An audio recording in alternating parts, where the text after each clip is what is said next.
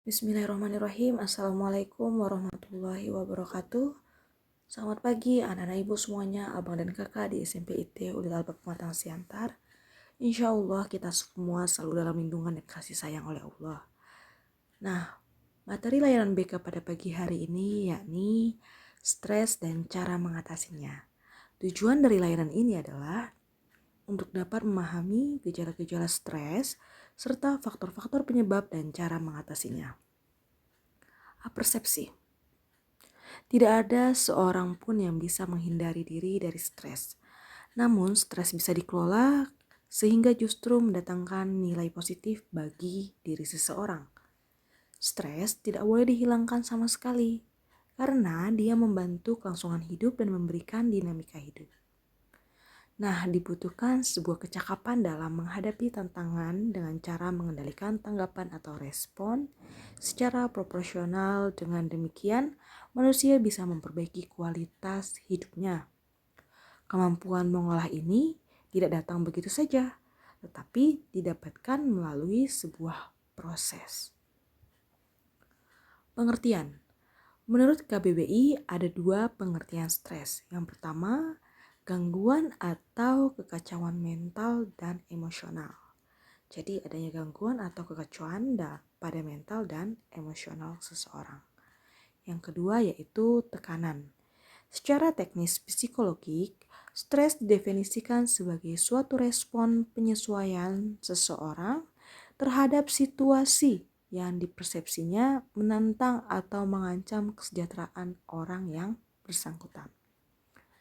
Nah, jadi stres merupakan suatu respon fisiologik atau perilaku terhadap stresor, hal yang dipandang sebagai penyebab cekaman, gangguan keseimbangan atau homostatis baik internal maupun eksternal. Dalam pengertian ini, bisa kita perjelas bahwa stres bersifat subjektif sesuai dengan persepsi orang yang memandangnya. Dengan perkataan lain, apa yang mencekam bagi seseorang belum tentu dipersepsi mencekam bagi orang yang lain. Nah, ada 3 sumber utama bagi stres, ya, faktor penyebab dan dampak stres. Yang pertama yaitu dari lingkungan. Lingkungan kehidupan memberi berbagai tuntutan penyesuaian diri. Misalnya, kakak, kamu tuh harus bisa menghafal Quran segini. Abang, kamu tuh harus bisa bertanggung jawab atas tugasmu. Dan akhirnya, orang-orang di lingkungan dengan tuntutan lingkungan menyebabkan kalian menjadi stres, ya kan? Yang kedua adalah fisiologis. Perubahan kondisi tubuh. Misalnya, abang dan kakak pada masa remaja ini yang biasanya suaranya kecil tiba-tiba jadi ngebas, dan itu menyebabkan kalian stres. Yang biasanya gak pernah jerawatan tiba-tiba jerawatan. Yang biasanya langsing tiba-tiba jadi berisi. Yang biasanya berisi tiba-tiba jadi kurus, misalnya seperti itu. Itu menyebabkan kalian menjadi lebih stres pada remaja.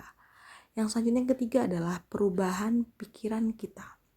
Pikiran menginterpretasi dan menerjemahkan pengalaman perubahan dan menentukan kapan menekan tombol panik.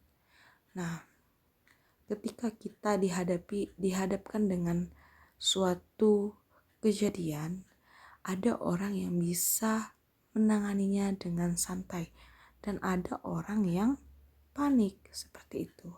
Dengan pikiran-pikiran panik akan menyebabkan seseorang menjadi lebih stres. Gejala-gejala stres yang dialami remaja diantaranya ada 8 ya nak ya. Yang pertama, kehilangan minat dan kegemaran pada hampir semua aktivitas. Dan hal ini hampir terjadi setiap hari ya. Ketika kalian stres, pasti kalian kehilangan minat dan kegembiraan pada hampir semua aktivitas kehidupan kalian. Selanjutnya yang kedua, berat badan mengalami penurunan, padahal tidak sedang melakukan diet. Tapi bukan berarti kalian harus stres banget supaya berat badan turun, ya kan? Karena stres itu adalah tidak baik ya nak. Yang ketiga, mengalami insomnia atau kesulitan tidur. atau hipersomnia, suka tidur atau lebih banyak tidur hampir setiap hari.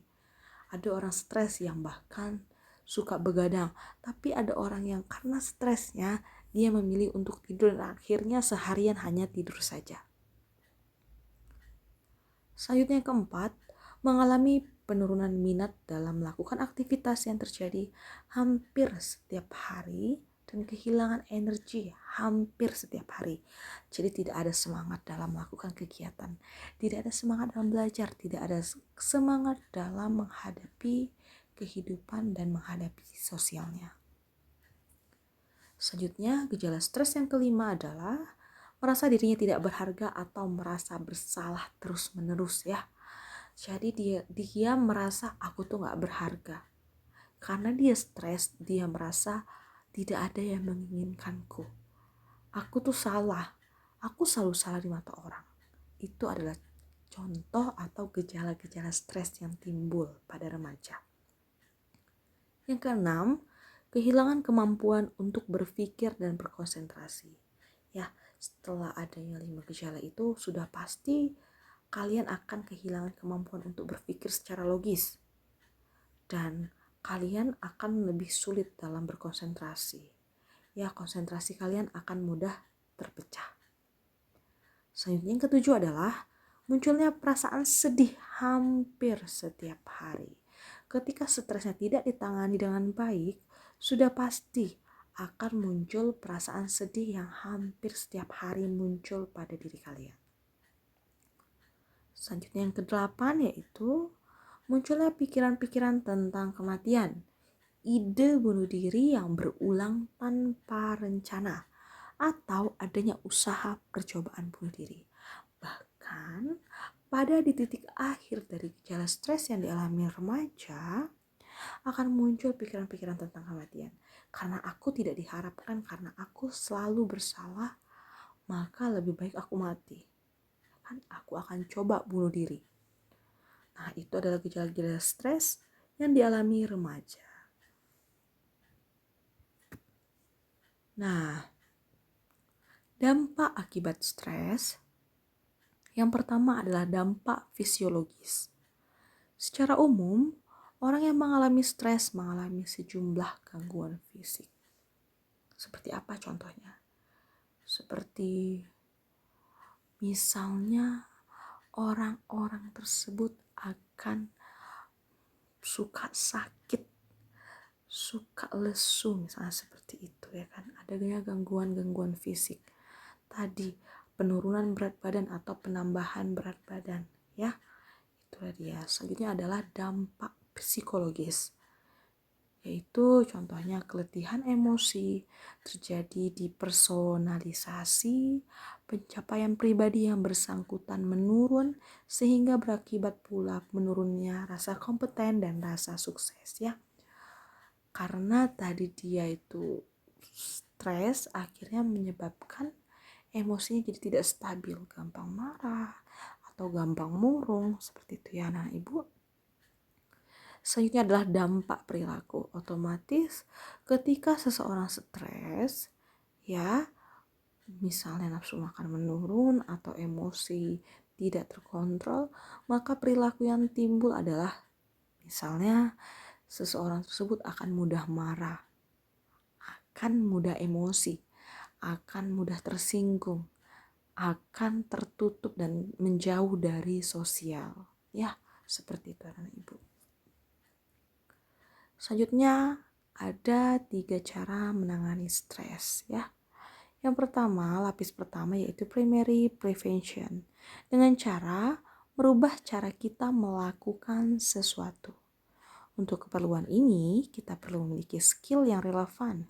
Misalnya, skill mengatur waktu, skill menyalurkan ide kita, skill mendelegasikan, skill mengorganisasikan, menata, dan sebagainya ya.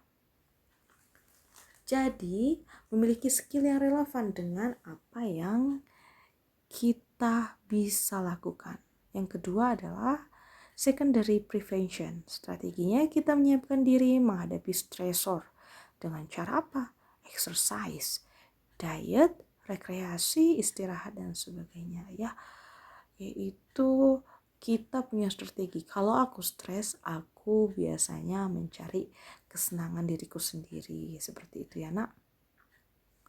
Selanjutnya yang ketiga adalah tertiary prevention. Strateginya kita menangani dampak stres yang terlanjur ada. Kalau diperlukan meminta bantuan jaringan suportif atau social network ataupun bantuan profesional. Jika kalian merasa stres kalian sudah sangat keterlaluan atau kalian sudah berada pada deep stress ya, stres yang mendalam, kalian bisa minta tolong pada profesional ya, psikolog atau psikiater. Dan juga kita membutuhkan yang namanya tim support, orang tua kah, sahabat kah, guru-guru kah, seperti itu ya anak ibu.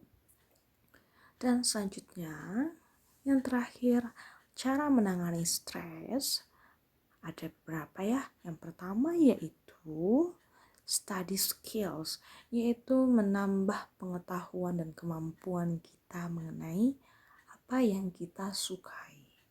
Ya, selanjutnya yang kedua adalah tempo, time management. Nah, kita harus tahu, kita harus bisa mengatur waktu kita.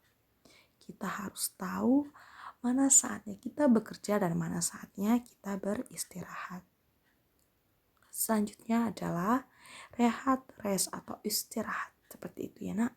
Seperti pada time management, kita harus tahu di mana kita bekerja dan di mana kita beristirahat. Selanjutnya adalah jangan lupa untuk eating and exercise, makan dan olahraga kebugaran. Itu gunanya apa nak? Supaya hormon-hormon stres yang ada pada diri kita menjadi lebih santai ya. Kepala kita, pikiran kita, perilaku kita menjadi lebih rileks dengan adanya eating and exercise. Selanjutnya adalah yang paling penting juga adalah self talk, yaitu percakapan kalbu atau berbicara pada diri sendiri. Bukan berarti aku orang gila, ya kan? Berbicara pada diri sendiri itu penting. Apa yang kalian inginkan, apa yang kurang dari diri kalian, apa kelebihan kalian, apa sebenarnya yang bisa kalian tingkatkan pada diri kalian. Silahkan melakukan self talk pada diri kalian. Nah, yang terakhir adalah social support atau jaringan pendukung ya. Seperti yang Ibu bilang tadi, cara menangani stres adalah kalian harus cari tim support kalian. Kalian harus cari orang-orang yang bisa mensupport kalian dalam berperilaku, dalam berpikir dan dalam bertindak. Jadi otomatis stres kalian akan menurun. Oke anak-anak ibu, semoga anak-anak ibu semuanya bisa perlahan belajar menangani stresnya dan bisa mengolah stresnya menjadi lebih baik sehingga anak-anak ibu tumbuh menjadi anak-anak yang lebih produktif dan menjadi anak-anak yang lebih berguna bagi sesamanya.